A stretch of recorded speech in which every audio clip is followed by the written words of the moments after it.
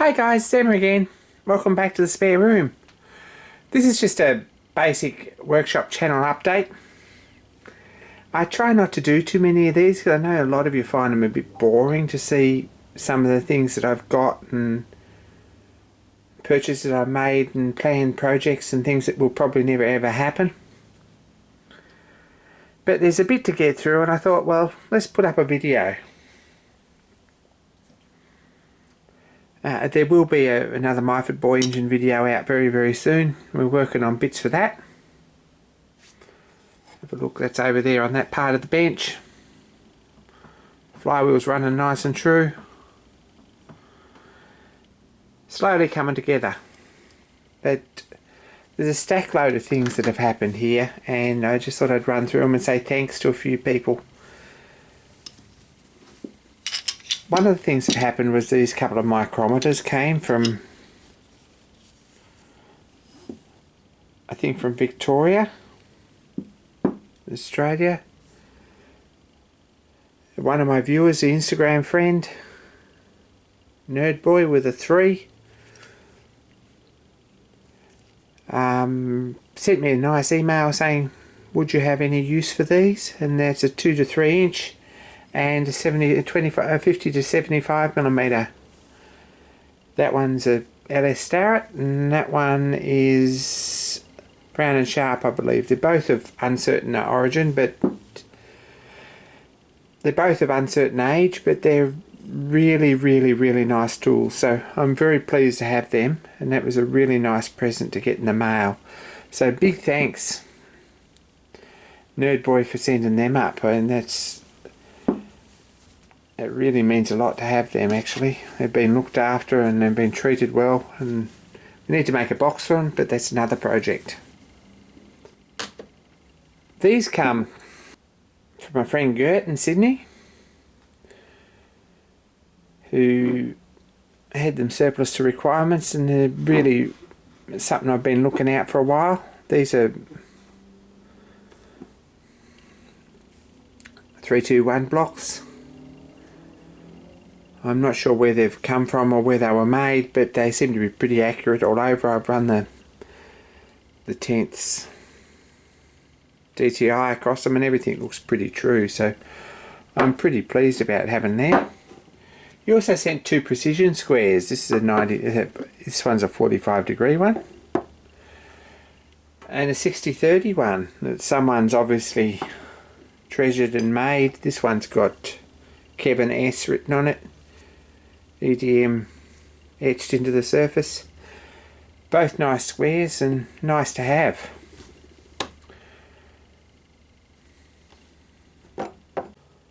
I picked this up too, and I've been looking for one for a long time, and whether this is the, golly, this is the best option to buy.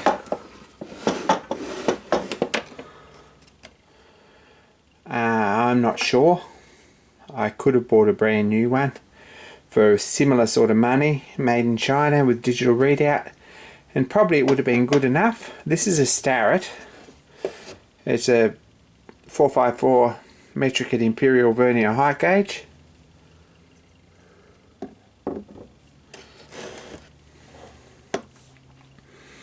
And I've given it a bit of a clean up. It should need it fairly badly. Vacuum the case out and give this a good clean up with some kitchen cleaning paste and a good rub up on the base with some Quick Low, which is good stuff on tools like this. It's made everything beautiful and nice and smooth and shiny again. It needs a little bit of work. This thumb screw needs to be replaced, and that's a job for some time. It clamps up now, but it was quite badly bent. Someone's dropped it at some stage. But going right through it, and it seems to be accurate all the way up the scale. And this bridle here, or ledge sticking out, seems to be nice and true to the base. So that's a pretty useful thing to have. It's just got a scriber. I have, however, got a Starrett indicator to go on here and a few other accessories too that I've had for a little while. So that's something that I've lashed out and bought myself. It was my 40th birthday last week, and this was a birthday present. It's in a box that's solid mahogany from Starrett in America, and really nice to have.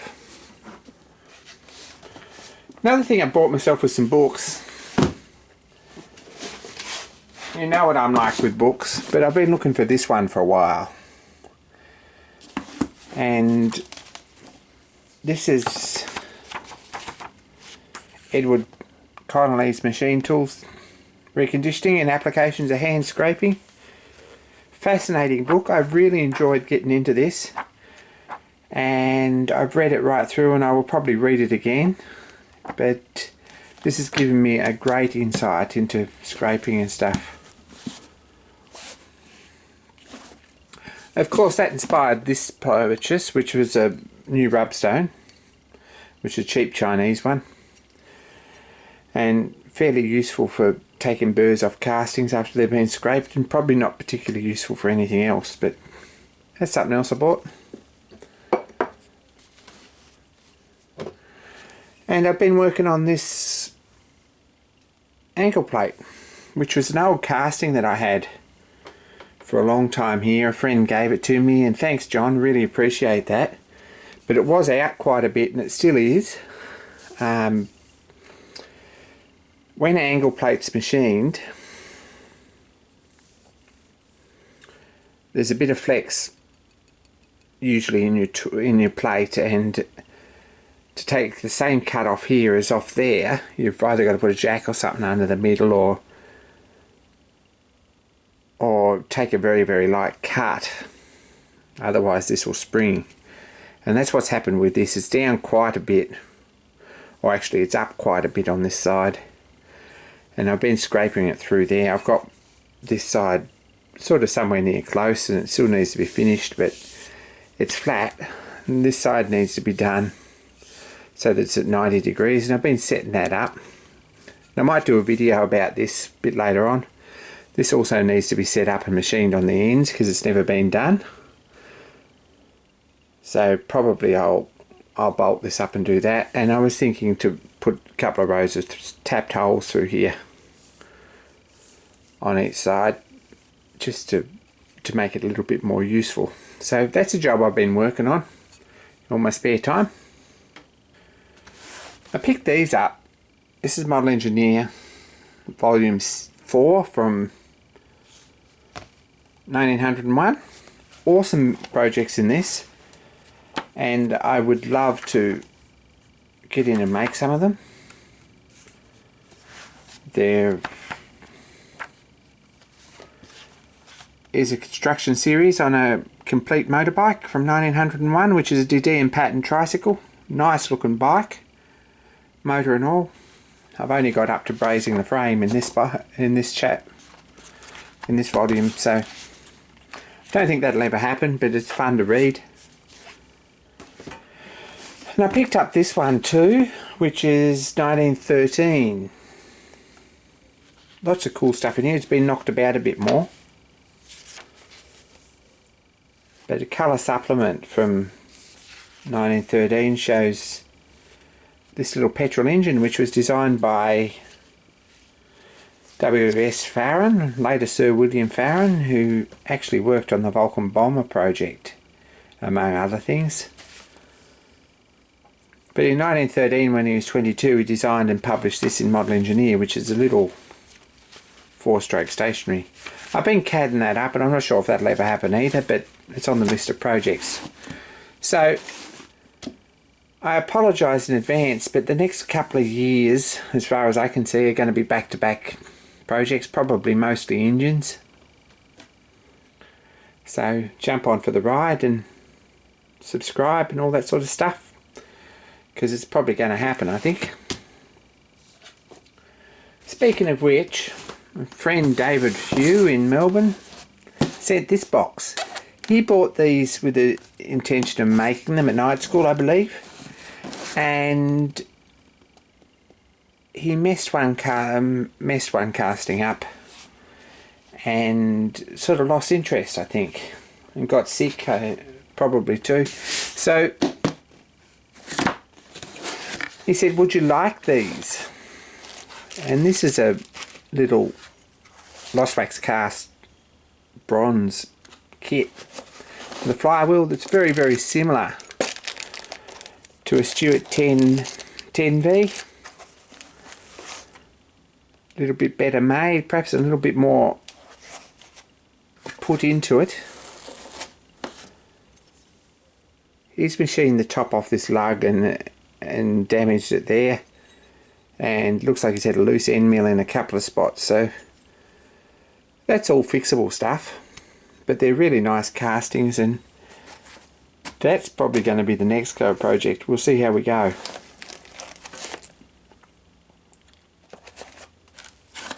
But Lost Wax is definitely the way to cast bronze. It's really nice quality. And it comes complete with packing and fittings, bolts, all that sort of stuff. And Stephenson's link reversing motion. So there's a few little jobs to do on that. And when Myford Boy's engine's finished, maybe we'll get into that one. Another really nice parcel come from my friend John Creasy in Sydney.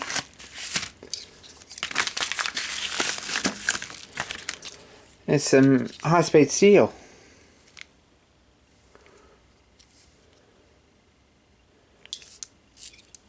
In 5/16 and 3/8 and round.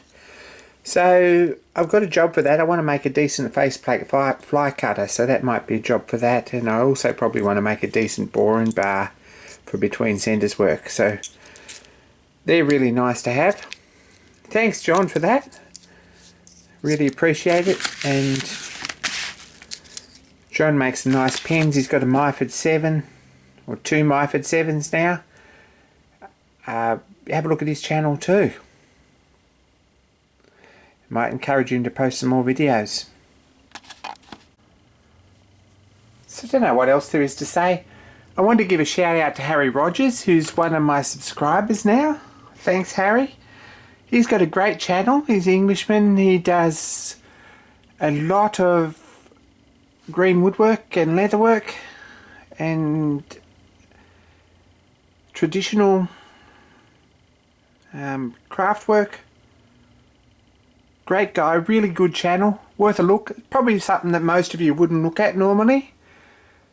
Check out Harry Rodgers, really good channel. Is doing some great things. A few of you have asked about Mortimer, my little treadle lathe, and how that's going. There's still a few little machining bits to do, and I've been waiting for warm weather to put the final coat of paint on, and we haven't had any. It's been raining, it's been wet and miserable, and it's freezing cold here tonight. I'm not going to paint tonight. So I've rubbed all that down, and as soon as I get a fresh coat of paint on that and start getting things back together, you're going to get an update on that. We haven't forgotten about it. There's still lots to do. I have been spending a few nights a week on it, but life gets pretty busy. What else is there?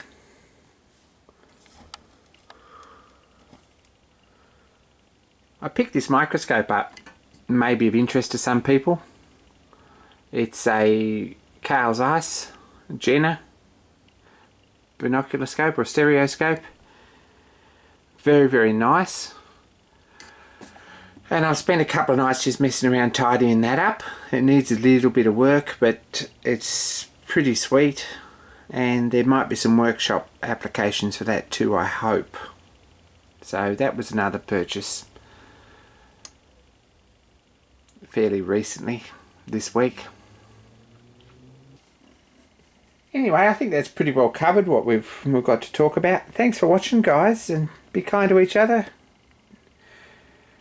Give us a thumbs up and leave a comment. You might all have excellent views or information on anything I mentioned, and I'm sure you do, so we get some conversation going. And more soon.